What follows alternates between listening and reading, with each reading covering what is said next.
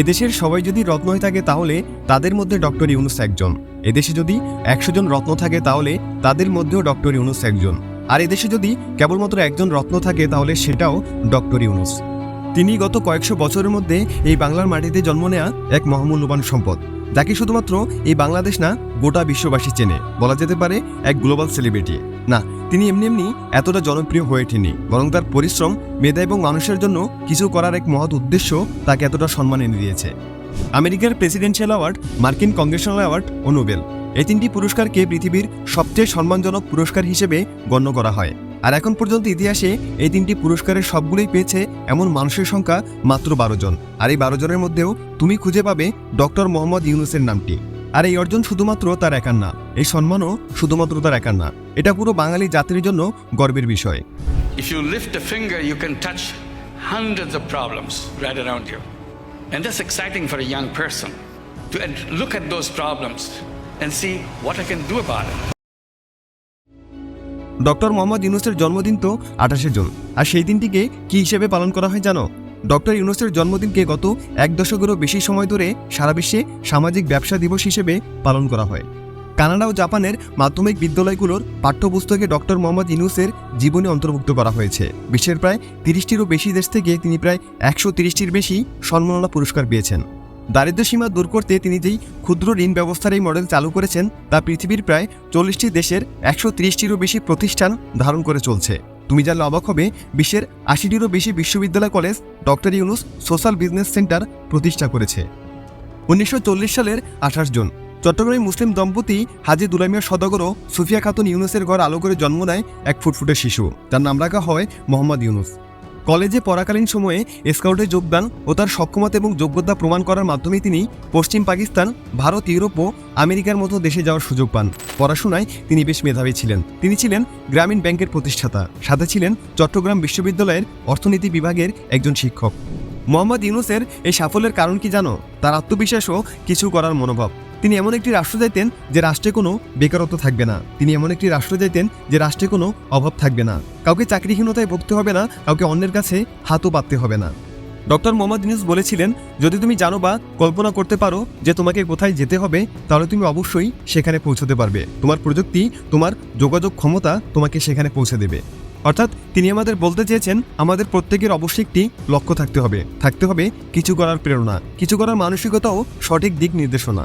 এগুলো ছাড়া পৃথিবীর কোনো মানুষই তার গন্তব্যে পৌঁছাতে পারে না। তাই তোমাকে অবশ্যই জীবনে একটি লক্ষ্য নির্ধারণ করে রাখা উচিত, যেন সেখানটায় পৌঁছাতে তোমাকে কোনো দ্বিধাদ্বন্দ্বে ভুগতে না হয়। দেশের যুবকদের কীভাবে সাফল্য এনে দেওয়া যায় তা নিয়ে তিনি ছিলেন বেশ চিন্তাশীল। তিনি যুবকদের এমন একটি সমাজ কল্পনা করতে বলতেন যে সমাজে দারিদ্র্য, বেকারত্ব, কার্বন নিঃসরণ একদম শূন্য পর্যায়ে থাকবে। তাহলে একসময় সেটি সত্য হয়ে যাবে।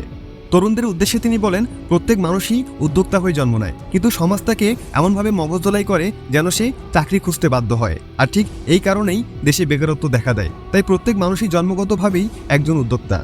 এই কথাগুলোর মাধ্যমেই তিনি তরুণদের মনোবল যোগাতেন, তারা যেন সাহস করে নিজের উপর বিশ্বাস রেখে নতুন কিছু করার উদ্দেশ্যে নেমে পড়ে।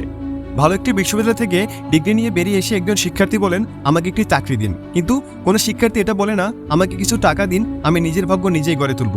আমরা নিজেদের ভাগ্যের নিয়ন্ত্রণ তুলে দিচ্ছি অন্যদের হাতে, অন্যদের উপর আত্মনির্ভরশীল হয়ে পড়ছি। আর যাদের উপর আমরা আত্মনির্ভরশীল হয়ে পড়ছি, তারা যদি আমাদের সেই চাকরিটা কেড়ে নেয় বা কোনো কারণবশত বরখাস্ত করে দেয়, তাহলে আমাদের কি হবে? আর এটা কি বলে আধুনিক দাসত্ব। আমাদের এই একটাই লক্ষ্য, চাকরি। যেভাবেই হোক না কেন আমাকে চাকরি পেতেই হবে। কিন্তু কেউ এটা বলে না, যেভাবেই হোক না কেন আমাকে একজন উদ্যোক্তা হতে হবে। ডক্টর ইউনূস বলেন, আমরা যদি তরুণদের চাকরি খোঁজা নয় বরং চাকরি সৃষ্টিকারী হিসেবে গড়ে তুলতাম, তাহলে আমাদের দেশে বেকারত্ব বলে কিছুই থাকতো না। আমাদের অর্থনীতি আর অনেক বেশি শক্তিশালী হতো। যার উদাহরণ হিসেবে তিনি বলেন, আমরা ভারত থেকে ডিম কিনি, কিন্তু যেদিন আমরা ভারতে ডিম বিক্রি করতে পারবো, সেদিনই আমাদের অর্থনীতি পুরোপুরি পাল্টে যাবে। লিওনেল মেসি, যিনি হলেন বর্তমান পৃথিবীর সবচেয়ে বড় তারকাদের মধ্যে একজন। আর সেই লিওনেল মেসিও লাইনে দাঁড়িয়েছিলেন শুধুমাত্র এই ডক্টর ইউনূসের সাথে একটি ছবি তোলার জন্য। একজন মানুষ কতটা রেসপেক্টফুল হলে ব্যাপারটা এমন হয়। অলিম্পিক গেমস হলো বিশ্বের অন্যতম সম্মানজনক গেমস। এই অলিম্পিকের আয়োজক হওয়ার জন্য বিশ্বের অনেক ধনী দেশগুলো হাজার হাজার কোটি টাকা খরচ করে। আর এই গেমসের উদ্বোধনী অনুষ্ঠানের সবচেয়ে সম্মানিত মেহমান বা প্রধান অতিথি হলেন অলিম্পিকের মশাল বাহক, যিনি হাতে একটি মশাল নিয়ে সকলের সামনে উপস্থিত হন। আর 2020 সালে জাপানে অনুষ্ঠিত হওয়া অলিম্পিকের এই মশাল বাহক ছিলেন আমাদের ডক্টর ইউনূস। পৃথিবীর বিভিন্ন দেশের বিভিন্ন বিশ্ববিদ্যালয় থেকে ডক্টর ইউনূস 48টি সম্মানসূচক ডক্টরেট ডিগ্রি অর্জন করেছেন।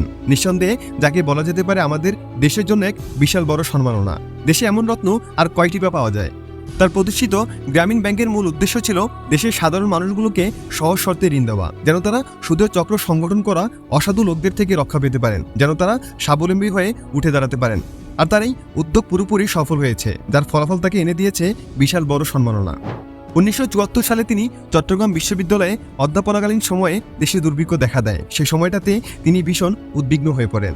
কীভাবে মানুষের কষ্ট লাঘব করা যায়, কীভাবে মানুষকে সাহায্য করা যায়, মানুষের জীবনকে সহজ করা যায়, কীভাবে একটি দুর্নীতিমুক্ত অসাধু চক্রমুক্ত সমাজ ব্যবস্থা চালু করা যায়, তা নিয়ে তিনি বেশ চিন্তাশীল ছিলেন। মানুষের পাশে দাঁড়ানোর জন্য বেশ কিছু পদক্ষেপ গ্রহণ করেন। আর এসব কর্মকাণ্ডের কারণে তিনি মানুষের অনেক কাছাকাছি আসতে শুরু করলেন। মানুষের বেদনা কষ্টগুলো তিনি অনুভব করতে পারতেন, আর সে অনুযায়ী তিনি সেগুলো লাঘব করার জন্য বিভিন্ন পরিকল্পনাও পদক্ষেপ গ্রহণ করতে শুরু করেন।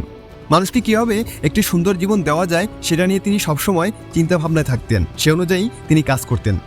দেশের কিছু অসাধু মানুষ তার এই সম্মান এবং অর্জন মেনে নিতে পারেনি। তারা তাকে বিভিন্নভাবে হয়রানি করতে থাকে, তাকে হেনস্থার শিকার পর্যন্ত হতে হয়। কিন্তু মোহাম্মদ ইউনূস ছিলেন পুরোপুরি নিরপেক্ষ।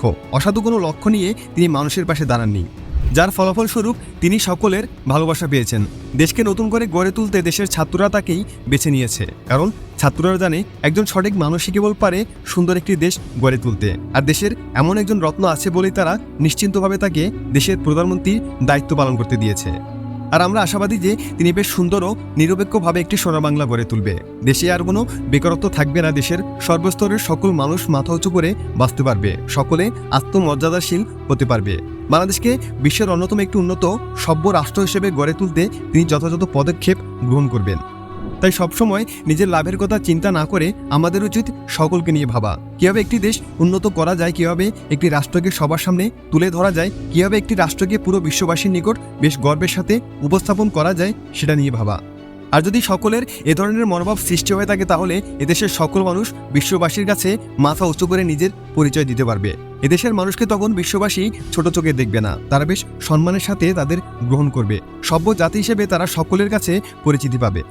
তাই তোমাকেই বলছি, আজ থেকে এরকম একটি মানসিকতা নিয়ে নিজেকে প্রস্তুত করতে থাকো। কারণ শুরুতেই বলেছিলাম, সৃষ্টিকর্তা কোনো ভেদাভেদ ছাড়াই সকলকে সৃষ্টি করেছেন। কিন্তু কে কী করবে, কার পরিণাম কি হবে, কার ভাগ্যে কি আছে, সেটা তার কর্ম এবং চিন্তাভাবনার উপরে নির্ভর করে। আর আমি জানি তোমরা সকলে উন্নত একটি সভ্য মানসিকতার অধিকারী। এদেশ একদিন বিশ্বের অন্যতম একটি রাষ্ট্র হিসেবে পরিচিতি পাবে। আমি আশাবাদী, আর আশা করি তোমরাও আমার সাথে আশাবাদী। ভালো লাগলে ভিডিওটি লাইক করে দেওয়ার, সাবস্ক্রাইব করে আমাদের সাথেই থাকো। Thanks for watching.